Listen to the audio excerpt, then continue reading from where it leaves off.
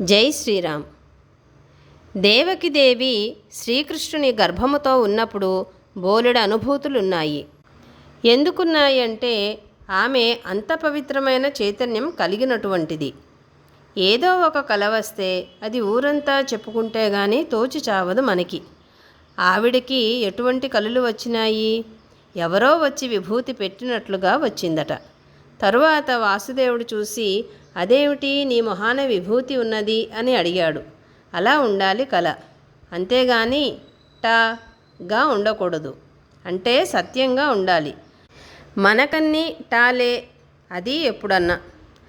అదే విభూతి సత్యంగా చక్కని దైవానుభూతులతో, ఆనందంతో, ఉల్లాసంతో హృదయం పొంగుతూ ఉంటుంది. అది లోపల కుళ్ళు ఉంటే ఉండదు, లోపల కుళ్ళు లేకుంటే ఉంటుంది. మనం కూడా ఆ గోపికల మాదిరి కృష్ణుని ప్రార్థన చేస్తుంటే మనకి కృష్ణుని కనిపించడేం అనిపిస్తుంది. ఎలా జరుగుతుంది? గోపికలేమిటి, నువ్వేమిటి? గోప అంటే రహస్యంగా చేసుకుంటారు సాధన. మనది అంతా వ్యతిరేకము. సాధన అంతా బజారులోనే. అందుకని అసమృద్ధి అభూతి నుండి మనకి విభూతి.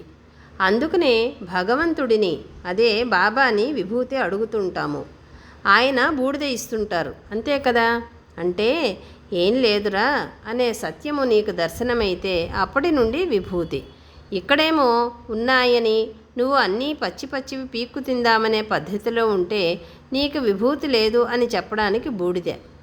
విభూతి అంటే విశిష్టమైన అనుభూతి అని అర్థము. జై శ్రీరామ్.